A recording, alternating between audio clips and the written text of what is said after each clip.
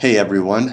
Some of you have already been delving into the Pray, Read, Pray Scripture Meditation Partnerships model that I highlighted at the small group leader holiday party, but then also that Pastor Eric pointed us to in his sermon recently.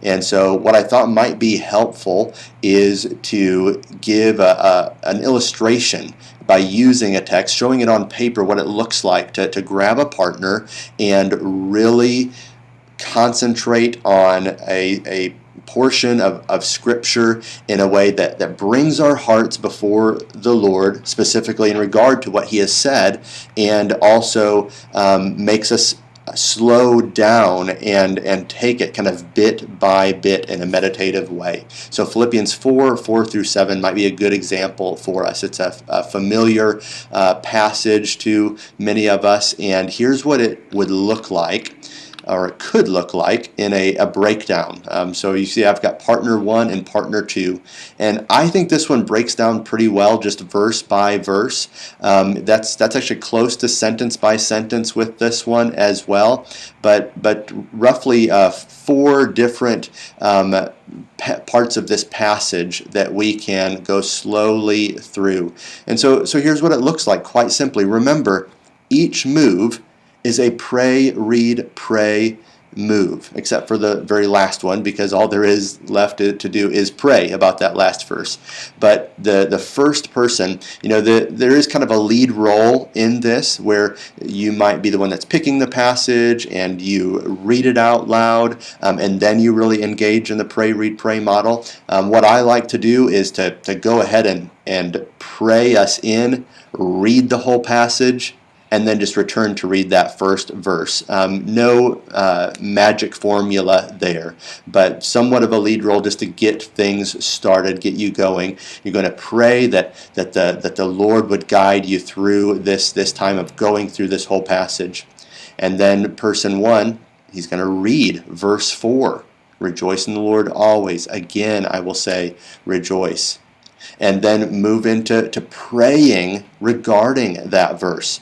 And this is a prayer for oneself. This is a prayer for one's partner. This can be a prayer for the church that we're a part of, and really remembering to go slowly through it, kind of taking it oftentimes phrase by phrase. Rejoice in the Lord always.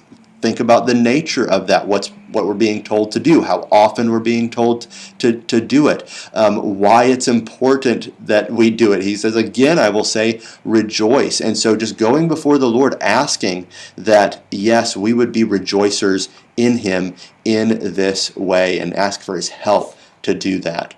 Okay, and then what needs to happen next? Partner 2 is ready. After pray, read, pray has happened for partner 1, pray, read, pray is teed up then for partner 2. They need to pray still this first verse, verse 4, that has already been prayed by partner 1. They're going to pray some of those same things, maybe bringing in some new ways to think about it as they've already been meditating on it, as partner 1 has prayed, and then go into reading verse 5, moving into that next bit of the text, and then praying about that. Again, pray, read, pray. Each person has that full move. Comes back to partner 1. What does partner 1 need to start with? Well, engaging verse 5. Going to pray in regard to verse 5, read verse 6, and then pray regarding verse 6. Pray, read, pray. And then pray, read, pray. That finishes out the reading part of this passage. And then partner 1 cleans up here with a prayer over verse 7, following the prayer that partner 2 just prayed.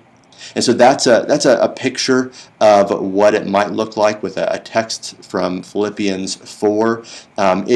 It might feel a little bit foreign right at first, but I have just found it time and again to be useful in counseling related relationships, just basic friendships where we are trying to encourage one another in the Lord, jump starts to devotional lives. If one person's just struggling in that and not engaging the text and struggling in prayer, this can be great fuel to jumpstart a more active, engaged relationship with God through His Word and through prayer.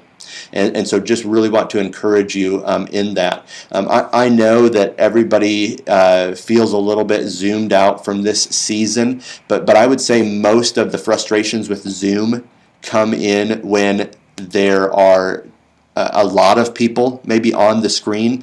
I found that when it's just with a partnership, one-on-one, Zoom can be a really easy way to engage this on a regular basis. If you say, I want to do this every week, just for maybe 20 minutes, a half hour at a time with someone, it's much easier to grab a Zoom call maybe right before work or over a lunch break. And so I'd encourage you to still consider that an option, and to read, pray with a partner through the scriptures, to make this part of your diet. I hope that helps to give you a picture of what this process looks like.